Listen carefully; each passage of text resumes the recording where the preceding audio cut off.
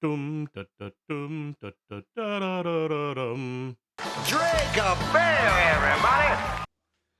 Hi guys, Dr. T back again to shed a little light in one of the shadowy corners of the beer multiverse. I was asked to do a beer short on glassware.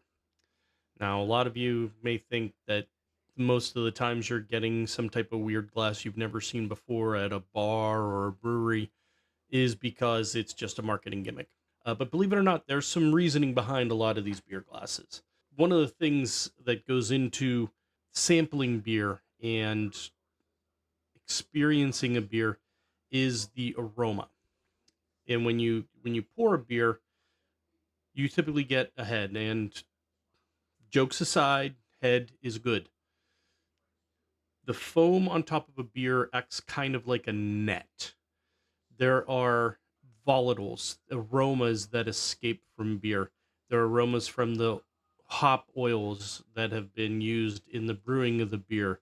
There may be esters and phenols that were produced as a byproduct of the fermentation process based on a particular type of yeast and the particular temperatures that the brewer held the fermentation at. Like if you've ever had a really good Hefeweizen, it's a German wheat beer that's uses a particular German ale yeast and fermented at a particular temperature to produce esters and phenols that have the flavor of and the aromas of bananas and cloves. So when that foam is produced during the pour, it kind of acts like a net that traps and collects and prolongs all these volatile characteristics that are coming off of the beer so that you can experience them more fully when you're drinking the beer.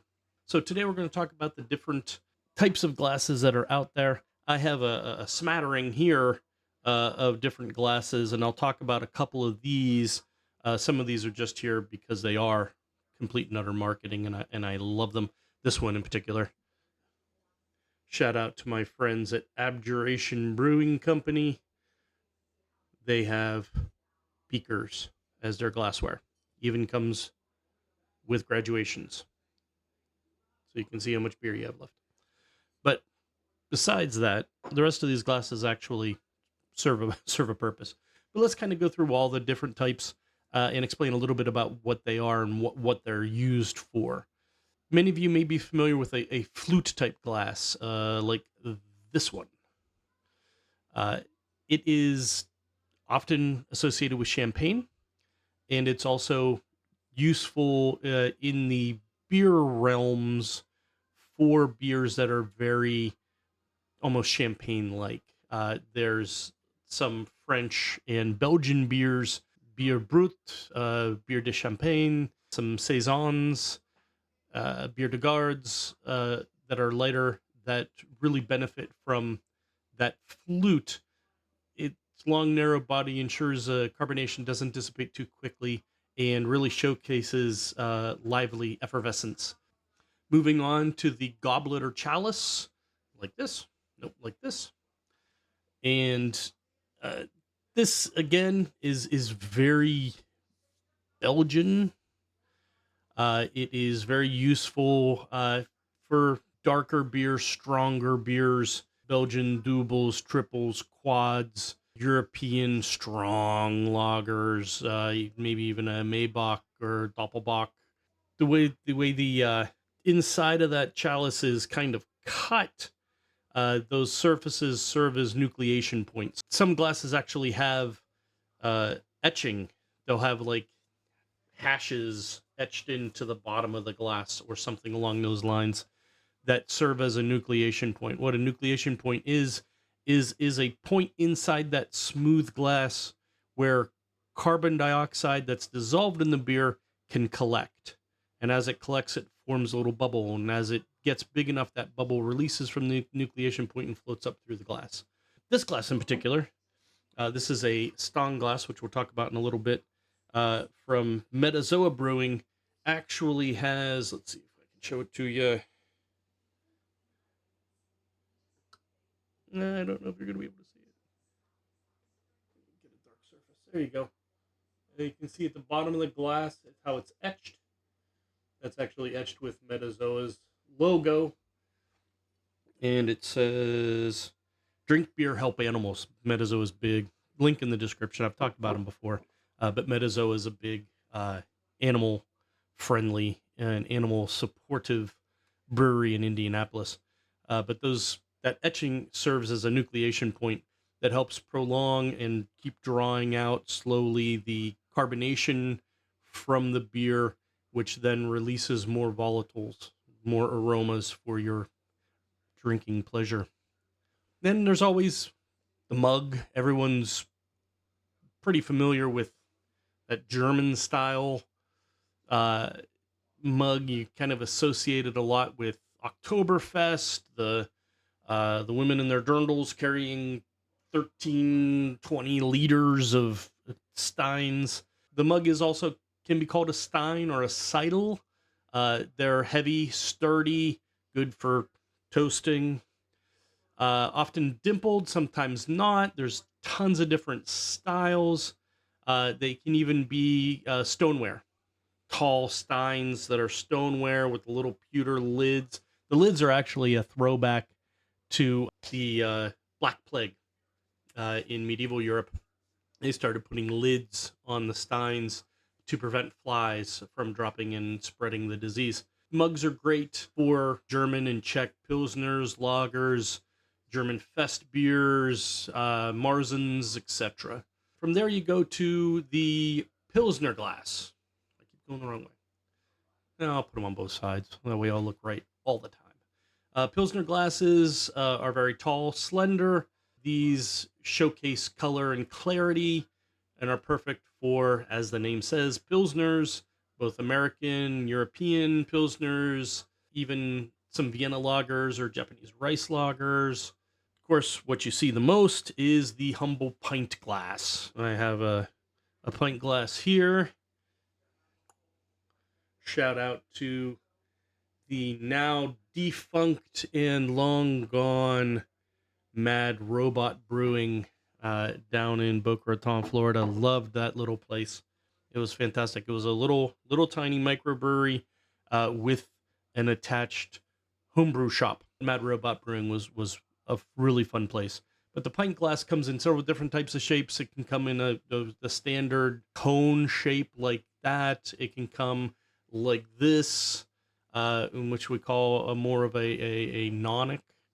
Has that little notch. They're easily stacked. That's why you'll see them a lot as kind of the typical catch-all beer glass in bars, because they're very easily stacked, easily stored, and they're cheaper to make than some of these others.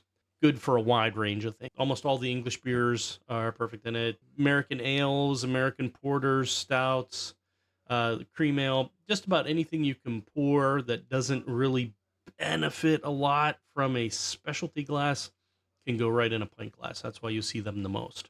Then we have snifters.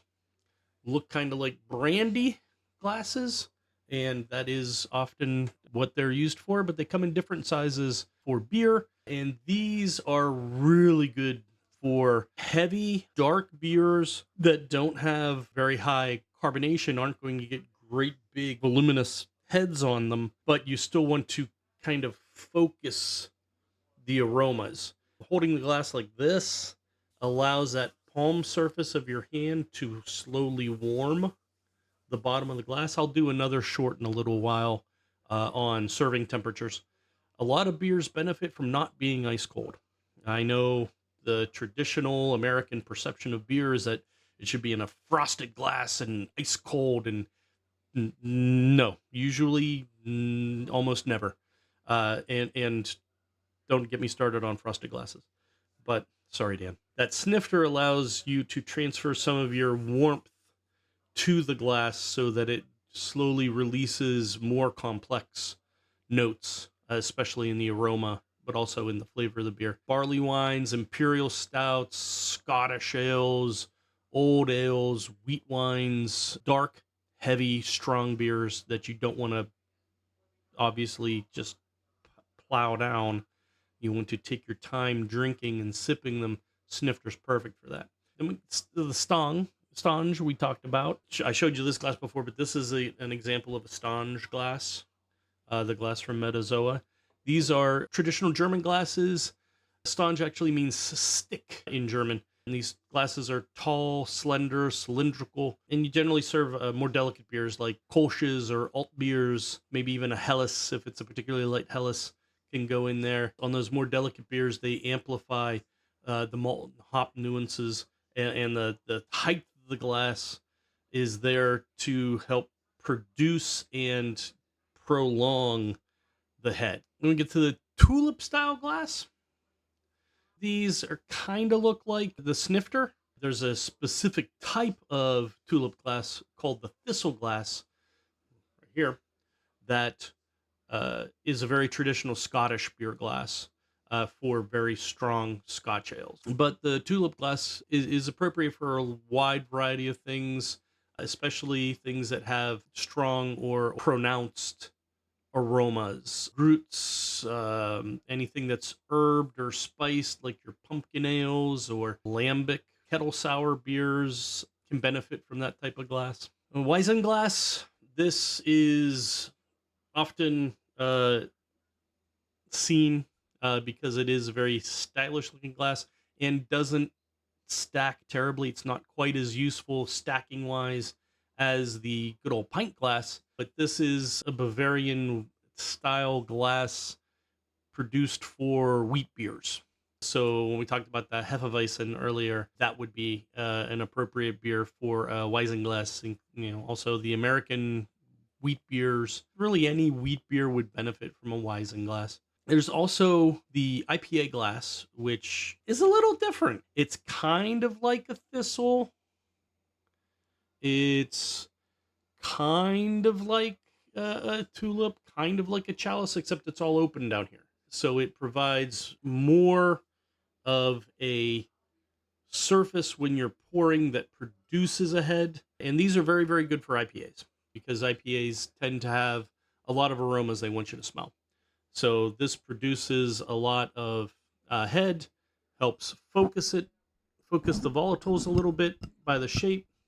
This one's actually from my friends over at Stolen Sun Brewing in Exton, PA. And yes, the glass says stolen from Stolen Sun, but I didn't. I actually paid for it. But that's the IPA glass. And no discussion of glassware would be complete without talking about the boot or Das Boot. This particular one, humble brag. There you go. Beer Gods Fantasy Football Champion. Yes, that is me. Um, but the boot was actually a German thing initially. The rumor has it that Prussian general apparently that promised his troops that if they won a particular battle for him, he would drink beer from his boot. And they won the battle. And to save himself the potentially stomach churning results of drinking a beer from a sweaty boot, you rugby players don't need to comment.